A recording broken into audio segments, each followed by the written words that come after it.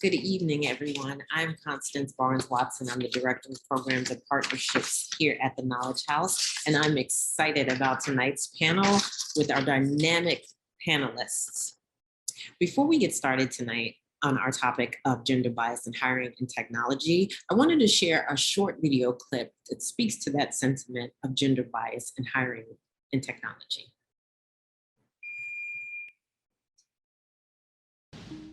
As the talent pool grows, women say companies need to change who's getting hired and who's doing the hiring.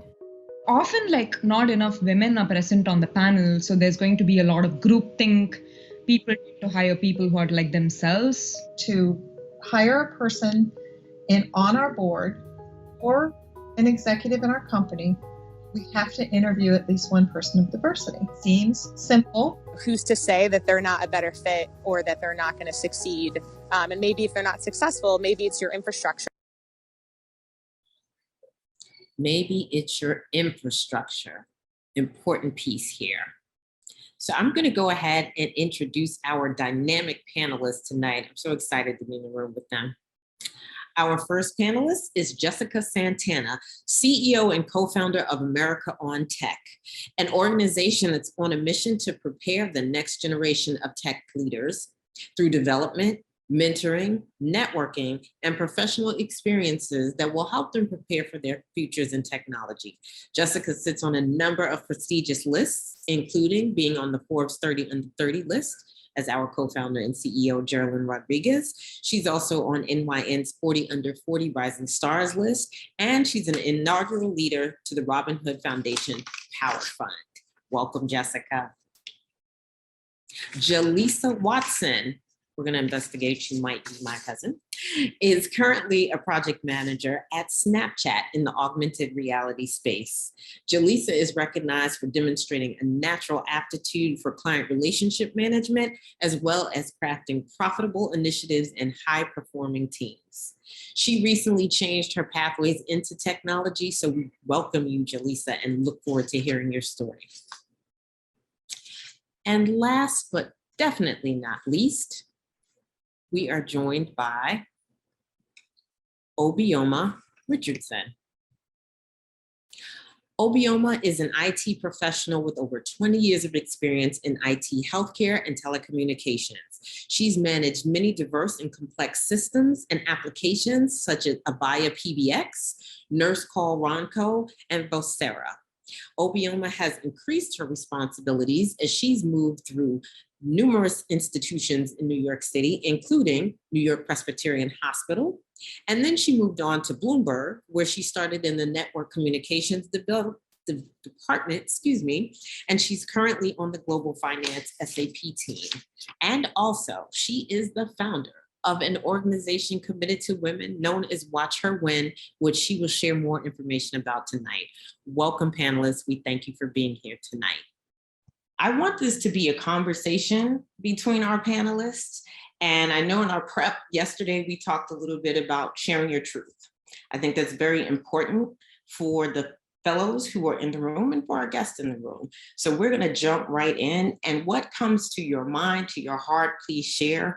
We talked about intersectionality, and there are a lot of different layers to your roles as leaders, as women in tech. So please be sure that you are sharing that with our fellows tonight. So the first question, and I'm gonna start with Jalisa, and then we can pass it over to Jessica. Jalisa, can you tell us what has gender bias looked like, felt like, or sounded like for you in your experiences? Yeah, I think yesterday we did talk about that, and I remember just kind of singling out how are we going to frame this talk? Is it strictly about gender bias? Because I, as we talk about intersectionality, I am not only a female identifying, but I am also a Black female. And in the bigger world of things, that already puts 2 targets on my back.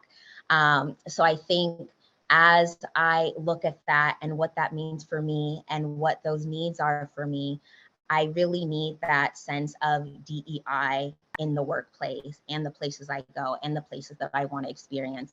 I need you to see things from my perspective and what do those things for me, and how can the different ideas that I bring to the workspace or any space I come to, how can those help the overall market?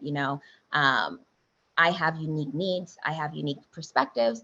And I think once we kind of look at things in that sense, not only can communities become better, workspaces become better, but the whole, world in general is definitely a space that is inclusive for everyone, but also gives everyone enough equity to be able to be inclusive. Thank you for sharing that key points, your perspectives, and enriching the world. I really love that you shared that as well, right? Because when we embrace differences, we do make the world better. Jessica, what about for you? Yes. So, I am now the founder of a nonprofit organization working on bridging the gap between young people of color and the technology industry. But prior to my work in the social impact sector, I actually worked in technology.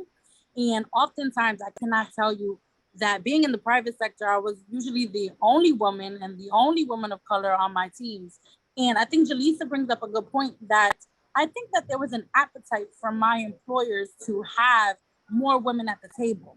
But when you consider intersectionality, I don't know that they were always prepared to bring more Black women and more brown women to the table. Because the unique difference between us and our white counterparts is that there are structural things that happen within organizations that are race-based, that even if I am a woman, I am being microaggressed against white women in a way that they don't experience the workplace in the same way that I do. And I think that it is a missed opportunity on behalf of the sector to not create conditions where women of color can actually thrive and have seats at the table. I have a really good friend named Minda Hartz, and she's the author of a book called The Memo, which is, what actually needs to be true. When the novel talks about what actually needs to be true in order for women of color to have a seat at the table. And when I think about gender bias in technology, oftentimes we are advocating for white women at the table, and we are not advocating for women of color. So it's nice that Sheryl Sandberg had lean in, but I can't lean in when I can't even stand up. And so I think for us, the narrative about our talents have to change. And I think that we are just as qualified like anywhere else. Black and brown girls, we are starting businesses at a mass. And that is because the workforce in and of itself has not created conditions for us to thrive. So we only feel like we can actually get to the C-suite by building our own companies. And that for me feels like a missed opportunity for anyone who doesn't see the value that we bring to the industry. Thank you for sharing that, Jessica. And it made me think about, if you don't have a seat at the table, build your own table. And that's what all of you ladies have been doing, right? Obioma, did you have thoughts on that you wanted to share? I echo the sentiment of my sisters. What has it looked like for me in the 20 plus years of me being in the IT industry? It's just been a challenge, and it's been an obstacle. And yes, I came into the industry where it wasn't even talked about. Like, being a woman in tech, it was not even talked about. I was 23 when I started in this industry, and they looked at me like, okay. And I did major cutovers for major telecom companies, and had to deal with techs who even as Black men treated me differently because I was a woman, and like I didn't know anything. So the gender bias for me looked like, you sit over there and you can answer a phone, and I'm going to do this. And I think for me, that was a challenge to keep going, because it's definitely not a career that I wanted. I wanted to be a lawyer. But that challenge for me said, well, if you're telling me I can't do this because I'm a woman, and because I'm a Black woman, and because I'm a woman from the Bronx, well, watch me. Watch me show you what I can do. And it's landed me here. So it was a rough road. And I like to also say I am speaking behalf on my personal experiences. This is not on behalf of my current company. You know, these are all my personal experiences, and it's been a rough road. And I am elated to see the amount of women who are now in 2022 are stepping up into this industry. It's very important because I don't want to do this forever. I want to pave the way for you to take over so that way I can just go ahead and do something else. And we appreciate you and all the work that you've been doing, both at your current organization, in your own organization, to support women as they move through. And I completely understand that. I worked, this is going to show my age, I used to work for SkyTel when two-way pagers were out. And I see Jalisa laughing. Jahasiel, I know, uncle, I know you know what I mean. And so I worked for the tech ops, and they were located all across the United States and Puerto Rico. And I was the only woman. And I used to sit in that office and go, okay, I don't know what's going to happen today, but here's my job. Let me try to do it. But to your point, Obioma, I did it well. And I did it so well, that I gained that respect. But we know that we as women of color have to work just so many times harder than our counterparts. So the next question that I have, and Jalisa, you started talking about this, we've been living in kind of the alphabet soup of acronyms when it comes to DEI, right? There's DEIJ, and there was DEI before, and it just used to be diversity. And now we have to make sure we include justice, and there's social justice, equity, and inclusion. And I wonder, for all of you, what does this movement mean for you? Jessica, I see you laughing. What does this mean for all of you and these acronyms? Like, how do you process that? How does that play out for you? And what are your, just in general, what are your thoughts about this movement that we see? I'll take that. I'll start. And I don't want anyone to take this as the wrong way, but in light of what we've all went through in 2020 and had to sit still, and people that don't look like us had to actually watch, it became this niche, this I don't know, it's like these catchphrases, and for companies to say, this is what we do believe in this. But if you really dig into do the research, a lot of companies have failed, and it's already been 2 years. We failed in the justice system. We did not pass the appropriate laws. They still have not passed the laws. When it comes to diversity, you have companies that are still sitting on all of this this diversity and inclusion budget, saying, I can't find the right organizations to give this to or to work with. And equity, it's just, why are we still having this conversation? I think it's a failed attempt to make people look good. What it means to me is just to do it. We have been demanding justice since the day we became allegedly free. Okay, my grandparents went to war. My grandparents fought to vote. Why are we still talking about in 2022 our rights to vote? Why? It's a failed attempt to pull the wool over our eyes to think that people are doing something, and we have to make sure that we, the Black and brown community, that we stay unified and we don't allow these acronyms to become a diverse discussion and separate us within our own community, right? Because honestly, it's all one and the same to me. We shouldn't even be talking about it. It should be there, and it's just failed attempts. It's just these companies throw these things together to make themselves look good. And I will say that I am thankful that I at least work for a company who I see is really trying to push through. You know, I see that. Otherwise, there's a lot of other companies that are falling behind. Definitely. And thank you for pointing out that important piece, right? How we must band together. When we had our anniversary celebration back in October, Representative Blake talked about in the Bronx in particular, how we are so opposing, right? Right? Yes. Right? Like we are so fragmented in the Bronx, whereas we should be unifying because we need to lift the entire borough up, not just the segment here, not just the folks over here, but we really have to acknowledge, and Jessica, I think you alluded to this as well, and I'll let you pick it up, but even in our diverse spaces as Latina folks, as Black folks, as Caribbean folks, as African folks, right? We still have to understand the big picture of what's happening and try not to separate ourselves, but really work together. Jessica, would you like to add? Yeah, so I'll say that I really love this question. And I want to say that myself, my organization, we are not fighting for diversity. We're not fighting for equity. We're not fighting for inclusion. We are fighting for justice and we're fighting for liberation.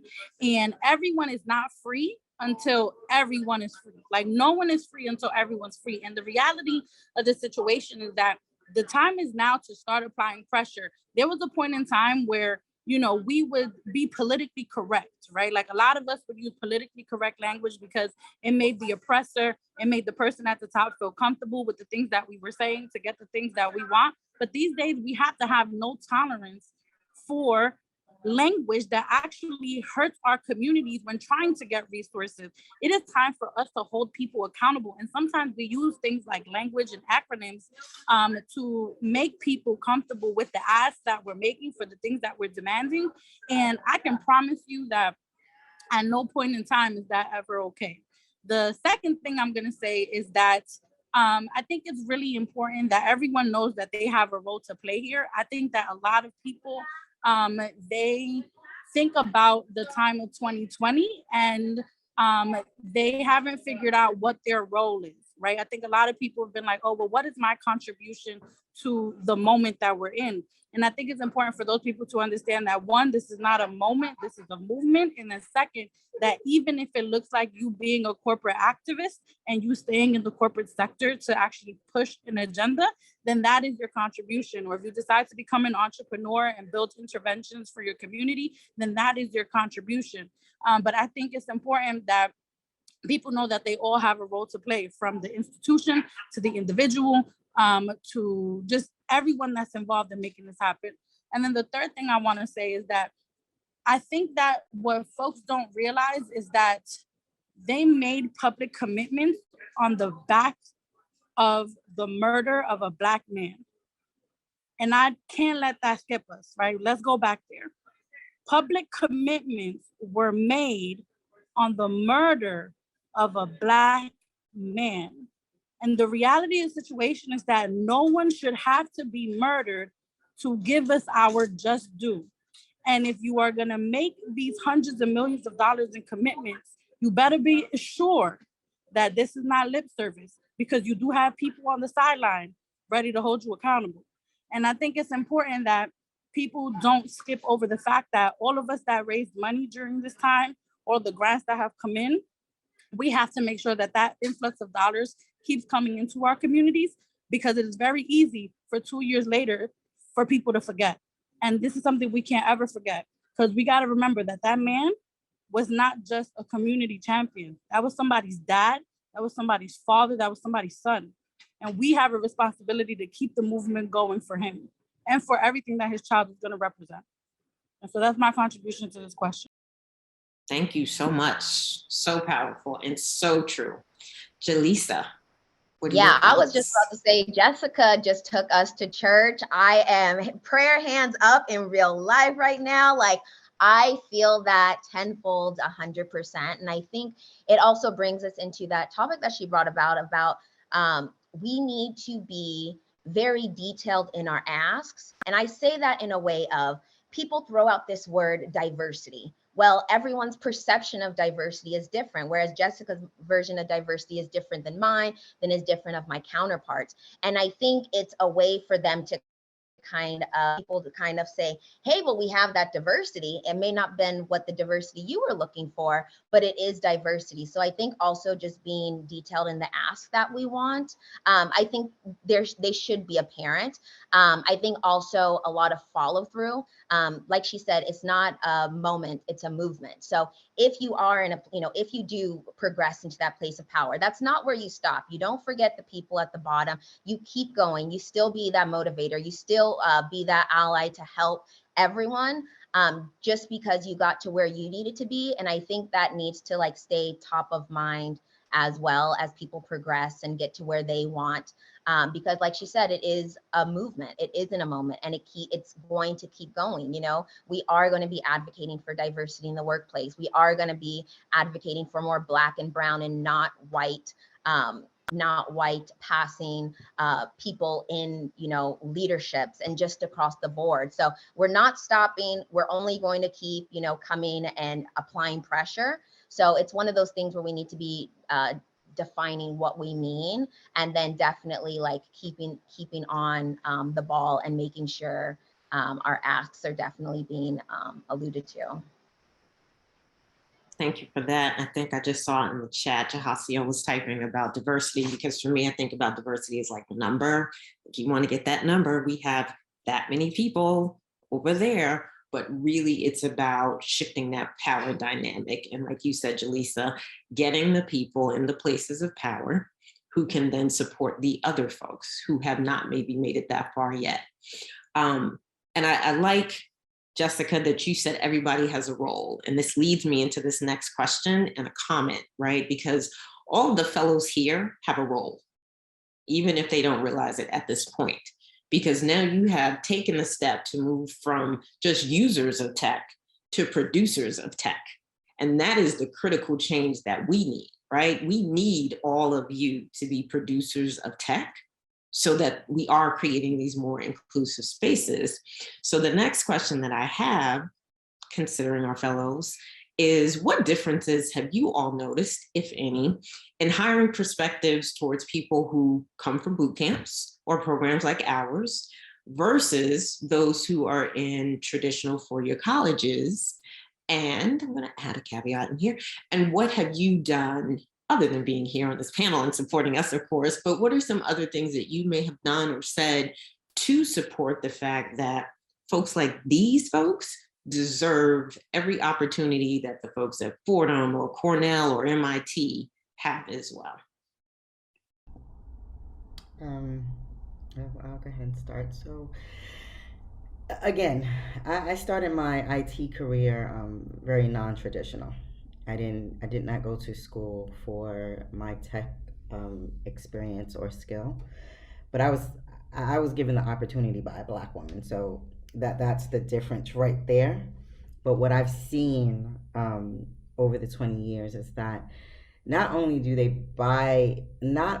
has hiring companies bypassed for people who may have attended a boot camp, but they bypass graduates from HBCUs, right? So that's a thing. So we have this twofold. What I see, the difference, what I've seen, people that have been hired who may have went to a four-year college or who may have went to a two-year college, who did not look like us, they knew absolutely nothing about technology. They were just literally given the role just because of a privilege. And this is, again, my personal experience from what I've seen and what I've worked with. There have been times where I was the only Black woman in the room and would sit there and watch someone speak. And I'm like, you don't know what you're talking about. How did you get here? I have an MBA. I went to this. I studied. I took certificate courses. Why is this person a programmer analyst 3 and I'm a 1? You don't know what you're talking about. The change and I think it's still hard. I don't think, companies give a fair opportunity to people who come from a boot camp and allow them to show what they really know and what they can do and the skill and experiences they can bring. Not only are you bringing a true technical skill when you come from a boot camp, but you're bringing something from you, something from your culture, something that you know the grind to work hard. And IT is being in a technical field is just no joke. I managed an entire nurse call system by myself. That's patient lives. When I tell you I didn't go into the role with the experience, but because I knew that I was responsible if somebody coded and if that alarm didn't go off, that was on me. Okay? I learned, I made sure I made connections, Mm-hmm. and I still didn't get the accolades that I deserved. Mm-hmm. So the hiring perspectives toward people who attend boot camps are very low and not fair.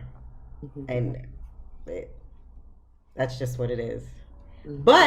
But the people that come from boot camps have more of the experience and the knowledge that would be able to take that IT team to the next level. Mm-hmm. Mm-hmm. And I think just to add on to it, like I have a 4-year degree and then I also have attended a boot camp. I think there's just a aura of there's an ambitious tenacity that comes with working in a boot camp. Sometimes like the one I was a part of was 3 months. I got the connections I needed. I had the support of the community of my colleagues who were, some of them were working and we're not only going to a 9 to 5, but also doing a boot camp. And then there was just something that we're doing this and we have the ambition and the drive to do it. And for me, I know coming out of a boot camp, I was more work ready, being able to be integrated into the day-to-day. Like you could put me in any tech company and I'd know what a day-to-day was, what my expectations was, even before meeting with a hiring manager or my manager. And I don't think going to college for me, my 4-year really afforded me that. It's sometimes very stale and very redundant. And I just think a boot camp really engages the person to where they want to learn and want to sponge up as much as they can so that they are 100% ready and, have all the resources they need on how to navigate their life in their, new role. And I think that's one of the definite separations is I feel boot camps, you're definitely more work ready to step right into the role and own your role and really stake your place in the workplace. Whereas I feel like college, once you graduate, you still have to get your feet wet, still have to learn how to walk. You'll get there eventually. But I think that for me, that was the main difference on my end. Yeah, I want to say a few things to the fellows at the Knowledge House today. I think the first thing I want you to understand is that as you all are moving into the hiring process, because let me tell you, it's an incredible privilege for you to be a part of the Knowledge House program. Jevelyn Rodriguez and we go back to like 2015 when we were, first starting our organizations. And for those of you who don't know her, she's the CEO of the Knowledge House. And it is an incredible program that you all should be really, really, really proud of being a part of. And the one thing I want to say is that they are going to place you into jobs after this program. And the one thing I want to name for you all is that as you all are going into the interviewing process, you have to know that you should not chase the brands, right? A lot of people want to work for the Googles, for the Microsofts, for the LinkedIns, and that's great. That's great. I say shoot for the stars if that's your real goal. But just as you're interviewing your company, your company's interviewing you, you should also be interviewing the company. You should also make sure that this is an environment where someone who has your educational background, your training background, is also going to give you the opportunity to feel like you are included. So if you see there that they have a history of not hiring boot camp grads or, looking for those 2-year and 4-year college university programs, then that is not the space for you. And it is okay for you to walk away from job offers that are for companies that you feel like you will not be successful in. Because I think a lot of us, we operate from a scarcity mindset, and we think that the first offer on the table is the only offer that we can get. And I'm here to tell you that that is not the case. And I think that you all should really consider yourselves a valuable asset. If you guys have gone through a year-long training with the non, then you are set up for success. And you should be able to use your platforms and your training to be picky about where you want to put your energy. The other part of Constance's question was around, what is your contribution and how you should be thinking about, when you start working in the industry. And the reality of the situation is that you need to come back to the Knowledge House and you need to volunteer and you need to make sure that those companies get involved in the Knowledge House programs, and you need to make sure that they become donors and sponsors. And then when you get to a point where you are hiring, you need to go back and you need to hire the Knowledge House fellows, because this is where change happens, and change happens with us. It really does start with us, and it's those small little incremental steps that make a huge world of difference. And so even though it's hard to see right now because you guys are still in the program and still training for it, as you all are actually working in tech, you guys have to pay it forward to the organization that's provided you free training. And I also think the last thing I want to say is that, as you all are starting to work in the industry, to build a tribe around you that is about continuous and professional development. So get to network with people who have been in the space, use the LinkedIn as a tool, use Instagram as a tool, set up informational interviews with people, get to know how they got to the places where they are, because more often than not, people want to help you. People want to help you. Sometimes they just don't know how to help. So I think being proactive and really owning and managing your own professional development is important, because the Knowledge House is going to get you to the point to get that first job, but it's still your responsibility to continue to professionally develop. The technology skills are changing all the time. At our organization, what we were teaching in 2014 is not what we're teaching now in 2022. And if you want to be competitive in this space, you have to be a lifelong learner. Thank you all for all the jewels again. And a couple of things that just stood out for me. One, giving back, right? I keep looking over at Jahasiel with the gem, right? Perfect example of giving back and coming back. When I think about folks in his cohort, they are always looking, how can we help? Right now, Chioma, one of Jahasiel's cohort members, she's doing an info session for us for Dress for Success in LA. She's doing a code along because they give back. They've gotten to where they needed to be, and they looked back and said, okay, how can I help support? So that is so important. The other thing that stands out to me, as what Jessica was saying, is that importance of content, and what everybody was saying. Jalisa said she went to college and a boot camp, right? You always have to be learning in tech. You cannot just say, well, I completed the program, they gave me some stuff to do, and I did my homework. It's so much more than that. And again, I think about Jahasiel's group, right? It was a mix. It was women and men, and they had their cyber cafes and they worked on projects. And as women in this group, you have to step out of your comfort zone a little bit and get into those groups, right? If it's 3 men in the group, go on in there, go on in that study group and hone your skills. Because the truth is, even though that may be intimidating, those are your peers right now. What's even more intimidating is when you have to go over to the Googles and the Microsofts of the world, they're not your peers, and you're trying to navigate. So do it now while you have these folks. Like I'm looking at Paul, Michael. I know I've sat in Michael's class a few times, and he's always sharing in class. Get with these folks, build these networks, keep working on your projects, because that's what really helps you succeed in tech. You keep building those projects after the Knowledge House, while you're in the Knowledge House, while you're in your internships. That's how you move up those ladders. Paul is awesome. Well, there you go. Paul is awesome. So get in the study group with Paul. The next question that I have, and we kind of talked about this other one a little bit, but I wonder, what can we do? And when I say we, I mean we as people, right? Collectively here in this Knowledge House, individuals, right? Everyone in their own spaces. What can we do to either, one, right, stand out for ourselves, when we think about gender bias in hiring, right? To make ourselves our best selves when we go into these roles, but also what are some ways that we can get involved to change some of this bias and gender bias in hiring? And I'm, again, looking around, I'm counting the women. I know Shifra is very vocal, does a lot of things, but I want to know from you ladies, Obioma, you persisted through this space for 20 odd years. And that's not easy, right? That is definitely not easy in male dominated spaces in a field like this. So what is it that we can do to start breaking down some of these barriers in hiring? The one thing I did was I started to join organizations. I started to like put myself into different networks. But I would say one of my proudest moments was just creating Watch Her Win New York.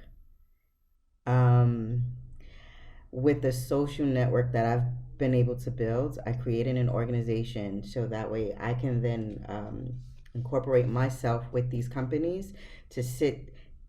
I created my own seat to sit at their tables to say, this is what you're doing wrong. You couldn't fire me, you couldn't reprimand me. I got to sit down, and I get to sit down with these companies and say, this is what we need to do in order to eliminate barriers. And I realize I have something to say, and they want to listen, and that's it. Watch her win, and it's not. Yes, Watch Her Win, because Watch Her Win is part of my story. Being in IT, being a single mom, putting my daughter through college, she graduated from Clark Atlanta University. That's part of my story. But then when I look at the men that are so engaged in Watch Her Win, because they understand that they need to be allies for women, right? So that's the other barrier is how are we gonna have the men not treat us like the white, I'm sorry, but the white men that we have to deal with at work, right? We need our black and brown men to be our allies, 1000%. And that's what I did. I created an organization. Coming into your conference room, and we're gonna sit down and we're gonna have a conversation. So that way you understand that the community is rich, that we are here, that we want more for ourselves. We are not what the masses say we are. We have been kept down systematically, but that's not what we want for ourselves. So now what do you do? And it's been working for the last 3 years. Awesome. Jessica? Yeah. So I think the first thing I want to say is that it is important for people to know that they are each other's keepers. I think a lot of times when we are operating in these, private sector spaces, we feel we feel undervalued at work. And so as a result of that, we feel like, well, how can I add value to anybody else? Right. And I think that the issue is that you have a responsibility as someone who is there at that organization to pave the way for other people that look like you to be at these companies as well. And that can look like you starting an organization. That can look like you choosing to take a LinkedIn request from a current student who is looking for some advice. That can look like sitting on today's panel. That can look like you actively going back to your college and university and possibly donating to a Women in Tech Scholarship Fund. It's just all about how you want to make a contribution. And each and every one of us has a different role to play. I always think about this in terms of, protesting, right? Like I might not be outside, but I might be outside. I might be inside providing a safe space and water and food to certain people, right? So you just got to figure out what kind of role you want to play that's natural to you. And I think the other thing is, in terms of longevity, you're not going to make it alone, right? No one who succeeds gets to the top alone, which means that as you guys are moving up into your careers, or as you all, not you guys, as you all are moving up in your career, that you bring people along with you, because we lift as we climb, and collective power is the way we need to go. But the only way collective power works is if we actually reach actively back. And just remember, like I said before, no one actually is free until everyone is free. And I think as we start to really see each other as neighbors, as our sisters keepers, as our brothers keepers, we're not going to make that big shift. And actually, there is one more thing I want to say. The other last thing I want to say is, you all do not need to ask permission for anyone to be great.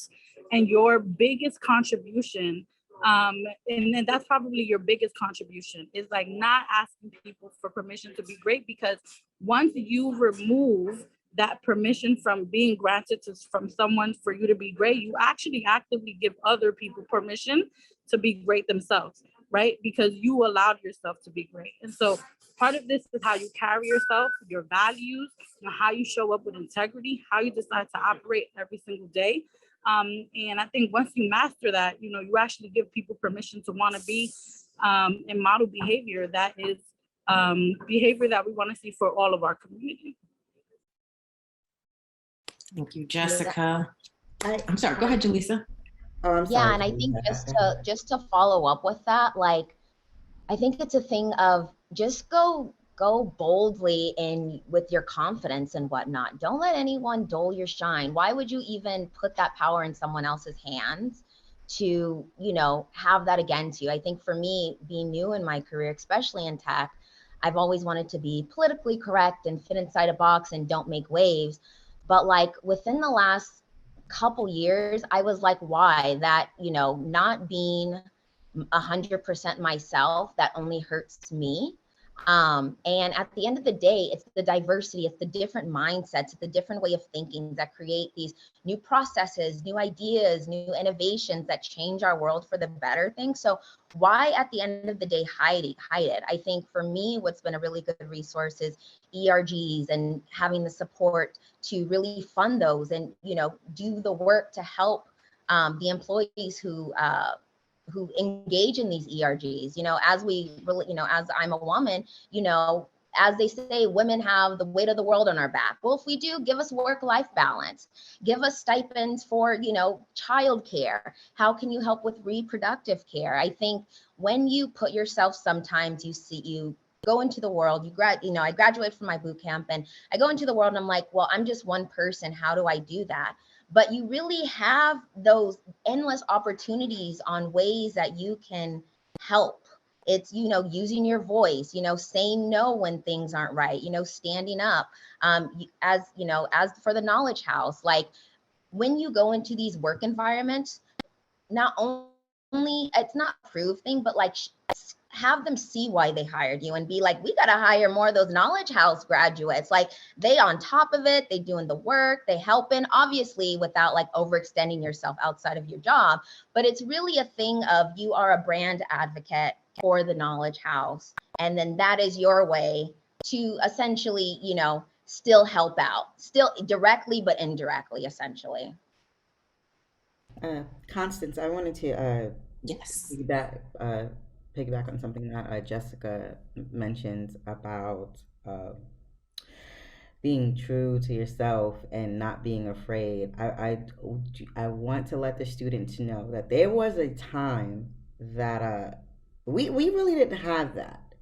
Each generation worked very differently. I know from my parents, probably Constance, our grandparents and parents, it was like you stay in that job until you retire, no matter how bad they treated you, right? I want to let you all know that what you have here and what Geraldine has created for you is opportunity. And what she has created for you is for you to see yourself in a space where you won't allow anyone to take advantage of you, where you make sure you demand, in of course a very diplomatic and professional way, but you demand your worth and your worth. We didn't always have that. And my fellow panelists, they are younger than me, but can I tell you how much I'm inspired by them because when people look at me, they don't look at me as who I am. They're like, oh, you're a millennial. No, I'm not. But I move in such a way where I'm like, I'm inspired by you all. And I have a 24-year-old daughter where I'm not going to let anybody stomp on me and pull me down. I know my worth. I work way too hard. I've seen my parents and my grandparents work way too hard for me to be here. So I just want to really Yeah. thank you, Geraldine, thank you, Jalisa, and thank you, Jessica, because it does that's something about diversity within ourselves. We tend to separate ourselves with that age difference and not being on the same page. But I want to let you know that you actually all inspire me with your power. So I just had to say that right there. And thank you for sharing that, Obioma, because I think that is so important in connecting to what Jessica said. And I'm going to be quiet and let the fellows speak. I see they're sharing their LinkedIn. Exactly. Let's get this networking happening. But you said something about how we were raised, right? And I think not just generationally, but people in communities of color, right? You go get that job and you stay over in that job because there's a pension at the end and you're going to be okay. And you need to do that. But I think the greatest thing about tech and the opportunities that our fellows have, you don't have to do that, right? Maybe you do go to the company and you love it and you stay there for 10 years. That's great. But you folks have such an opportunity with the skills that you're developing. You know what? Maybe this year was great over here. Next year, I see this opportunity is great over there. And I want to be over there because I want to make a difference. And like Jessica said, I understand where we all are coming from, right? With this, there's a scarcity mindset, but we know that one of our core values is growth mindset. So we have to overcome that. The opportunities are coming. Be patient, but they are coming because you all have built and are building the foundational skills that you need, that you can go out and take over the world. Like Jessica said, just be great because you are. So I want to just make sure that you all keep these gems and these jewels that have been shared tonight, because we have been to church, like Jalisa said. There's a word in everything here tonight. So I hope that you all appreciated that. The floor is open, fellows. If you have questions, comments, you can ask directly to the panelists. You could type in the chat if you're mic shot. Michael, go ahead. You know me so well. I only have one question for Jessica. I really love your input. Especially you was telling about our worth. So I just need to ask one clarified question regarding that. So essentially, you was when you was explaining, like, you have to know your worth.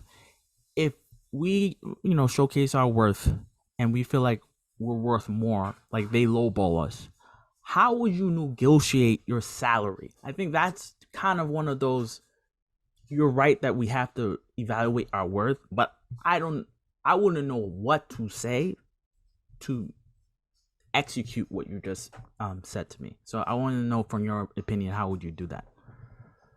Yeah.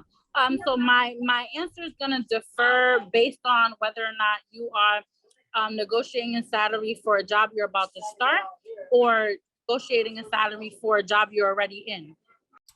When you're about to start, because we're starting. Yeah, for sure. So one thing I will say is, you go to google.com. That's my first step. You go to google.com and you pull up compensation reports for comparable companies that will publish, like industries actually publish compensation reports for what someone in the role that you're being hired for should be making. And in those reports, it'll say, people in pharmaceuticals who have a software engineering role at a company that is 50 million to 100 million in revenue usually are making this on average. And they also not only provide an average, they also provide a range. So if you're starting, I think the first thing is you go to Google and you pull up those industry reports. The second thing, right, is that you can go to LinkedIn, right, and you can see if you have any connections to people who might work at the company already. You can try and set up what what the culture there is like. And sometimes in those conversations about money come up, and it gives you like some benchmarking opportunities that are more qualitative. And so while it's not data that's backed by the industry, it is data that, you know, is qualitative that you can take with you into consideration. And I think the third thing is making sure that you look at the LinkedIn profiles of the people who are already occupying that similar role and seeing whether or not your experience compares, and then make an inference about whether or not you think this person might be making more money than you. I mean, there are ways to do this in a way that's qualitative, so it's more of an art than it is a science. But I think I would start with the benchmark of the industry reports first. And quite frankly, when you're in the negotiation conversations, you just push back and you say, hey, I love this offer. I'm so grateful for it. I think that based on the experiences I've had with this company and this company, this is the kind of value I'm going to be able to bring. And for me to live comfortably and feel like I can actually operate with my highest potential at your organization, I would like to be compensated X. And then you shut up and then you see what they say. And so that's how I would approach it. I don't know if Jalisa or Obioma has anything else to say, but that's how I would. Yeah, I mean, Jessica, of course, you know, you hit it right on the nose, but you have to research, number one, but also you have to be accountable for yourself and your skills. Don't go in to negotiate because you say, I did this and I can do that. You have to make sure you have some experience. And that's not to take away from you. But and also know your wherever you're applying, know those state laws. New York City, this they're requiring companies to disclose salary ranges now, right? So if a salary range is from 110 to $250,000, do your research, know where you fit in that range, and ask for it, right? But do not go into something not being prepared, because you know that there are people that have been doing this for years, and you don't want to get caught out there. Always be prepared when you're going for the kill. Yeah, and I think one of the questions to ask is, you know, as you do your research on the different companies you're interviewing with, it's what are their issues? What are their problems? What are their blind spots they're going through? And the skills and the talents that you all have, how do you add value to them? And I think that's just a way to like beef up your justification of why you deserve this salary. And I think once you kind of just kind of help yourself by talking about your skill set and how you add value, it's going to be an easy answer. At the end of the day, you know, sometimes a recruiter's job is to save the company's money. So they are going to lowball you. Sometimes they don't expect people to vouch for higher salaries. You know, I know for jobs that I've, you know, interviewed in the past, they know I come, you know, I'm a minority. So if they see a huge number, sometimes I'm just going to, you know, take the first thing they give to me. But plot twist, I didn't. I know my value. So I think, you know, utilizing your value and using that as your superpower. And then, you know, people smell when you're not confident. You know what I mean? It's just like they can sense it. That's their job to sense it. So you have to be bold, you have to be confident, and you just have to be willing to vouch for yourself. And then you also have to just look inside yourself and be transparent and say, am I comfortable with this? If you are, great, go forth, you know, be bold and do all the growth and do all the amazing things in the company, but also have a honest conversation with you to say, I am okay with stepping away because I know my value, I know what I bring to the table, and I know, you know, any other company is happy to have me as well. There's one more thing I want to say actually too. So I know a lot of times people talk about salary negotiation, but you all should also just be taking into consideration your total compensation package in general, right? Because if someone's offering you 120K, right? And then you only get 2 weeks off and you get like a 5% match on the 401k and you don't get any sick days, right? It is definitely different than someone that might be offering you 100K with 4 weeks off and a 10% match to your 401k, right? So I think total compensation package is really important. It's not just about the salary, it's about the health, the dental, the vision, the PTO, the 401k, the HSAs. Like, it is a total compensation package. So always when you're negotiating, have different levers that are not just salary based that you can negotiate with. Mm-hmm. Yes. About to jump out of my chair here, like, yes. And one thing I would add to this, I know we're at time, but what's really important when we talk about our roles, as much as we like to hold on to our salary information, we need to share. And you can share in an ambiguous sort of way, right? Like, you can say, well, Chris, you know what? I made $105,000, right? Chris doesn't have to get back and say, well, Michael made $105,000, unless you give us the permission to do that. But the only way that we work together to level the playing field is when we can go out and say, well, you know what? We've had 6 fellows from the Knowledge House. They all started at $110K. They got stock options. They have tuition reimbursement. What are you going to offer? So again, as each one of you start entering into the field and you're making these pathways and you're moving forward in your careers, it's so important just to reach back and give back, because the only way we grow as a community is if we work together. Don't keep the knowledge from us, right? Like Jessica said, you can go and hunt around, but when we know those exact numbers and packages, then we can better help you to say, Paul, you know what? You go over there. They want you to move to Texas. Here's what you ask for. You want the moving expenses. You want 3 months of whatever it is to get you situated. You need tuition reimbursement because you want to take some more classes and certifications. And those are the things that they don't necessarily come to the table and say, well, here you go. Here's everything, right? Like Jalisa said, they're not going to do that, but it's there. You just have to be willing to stand your ground and ask for it.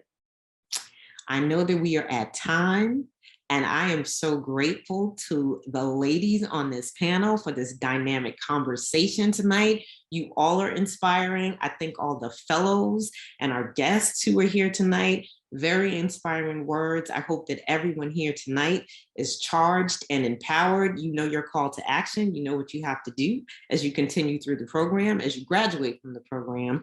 We are in the middle of recruitment season, so applications are open. And fellows, you will appreciate this one. There will be some referral bonuses for folks who are coming in for the next fellowship. So again, we appreciate you all. We thank you all. Stay tuned for the next events and have a wonderful evening, everybody.